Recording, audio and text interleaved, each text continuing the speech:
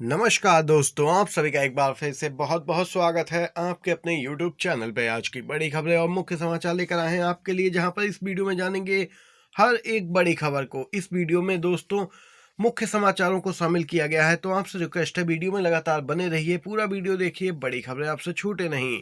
और आप भी मानते हैं कि ईवीएम के बजाय बैलेट पेपर के जरिए अगर मतदान होना चाहिए तो निष्पक्ष चुनाव होते हैं, तो एक लाइक वीडियो को जरूर कीजिएगा, कमेंट बॉक्स में जरूर लिखिएगा दोस्तों, B support ballot paper.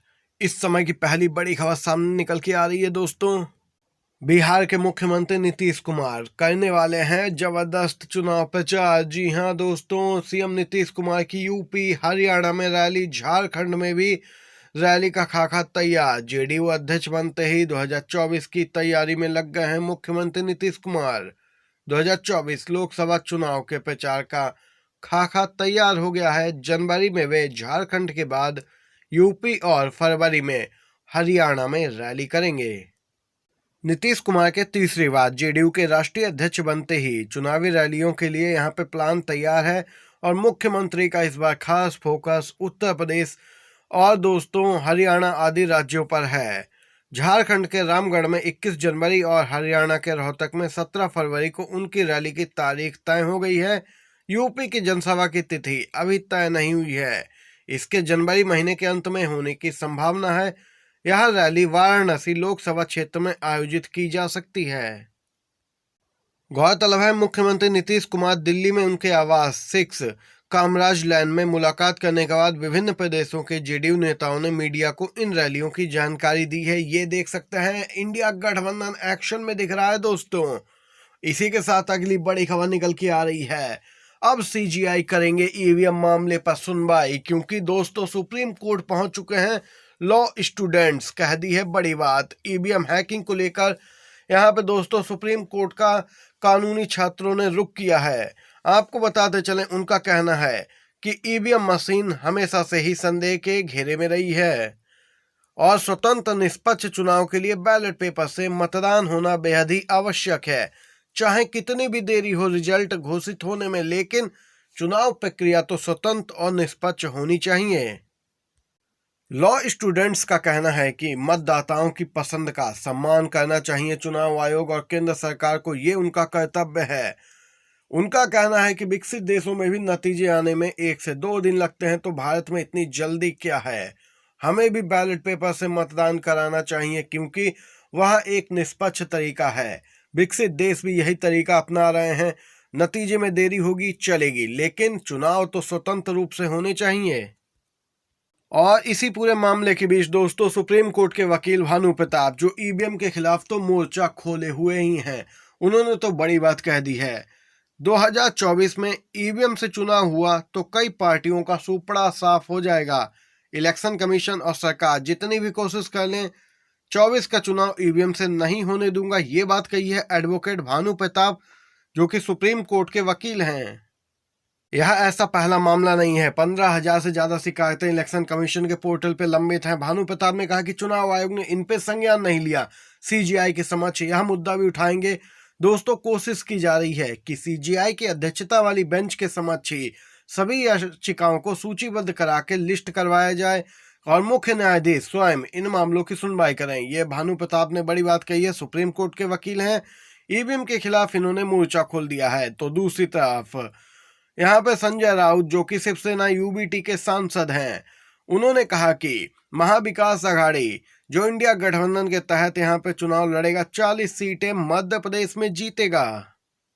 Sanjay Raut का कहना है कि भाजपा को जीतने के लिए ईवीएम की जरूरत है, वे अकेले नहीं जीत सकते हैं। उनका गठबंधन तो ईवीएम से पहले से ही है, इनकी कोई लोकप्रियता नहीं है। अगर बैलेट पेपर से अभी चुनाव हो जाए तो दूध का दूध पानी का पानी हो जाएगा। संजय राउत ने कहा कि महाविकास आघाड़ी इस बार भाजपा को पछाड़ देगा महाराष्ट्र में, क्योंकि इसी प्रकार का घटनाक्रम दोस्तों कर्नाटक में देखने को मिला है। हाल ही में कर्नाटक के नगर निगम उपचुनाव हुए, जहां पर कांग्रेस पार्टी ने बीजेपी और जेडीएस गठबंधन को धूल चटा दी है।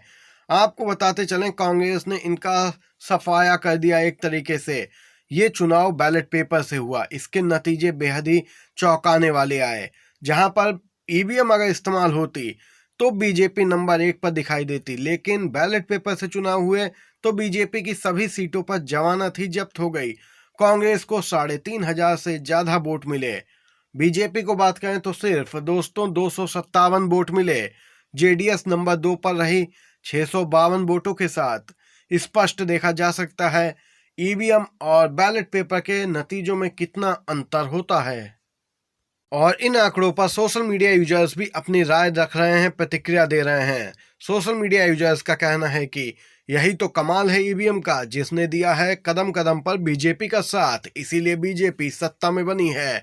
ये लोग ईवीएम पर इतना मोहित इसीलिए हैं क्योंकि ईवीएम इन्हें पूरा सहारा देती है। अगर बैलेट पेपर से चुनाव हो गया तो इनकी सत्ता नहीं चली जाएगी।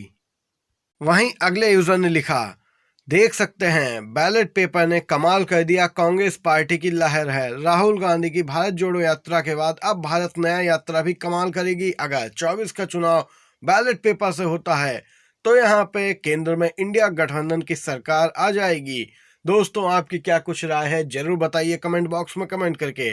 आप लोग सोशल मीडिया यूजर्स की राय से सहमत हैं या नहीं? इसी के साथ अगली बड़ी अपडेट आ रही है। राजस्थान में तो कमाल ही कर दिया बीजेपी ने, उसका घमंड सातवें आसमान पर है दोस्तों। ऐसा इसलिए कह रहे हैं क्योंकि राजस्थान में चुनाव जीतने से पहले ही बीजेपी ने अपने उम्मीदवार सुरेंद्र पाल टीटी को मंत्री बना दिया।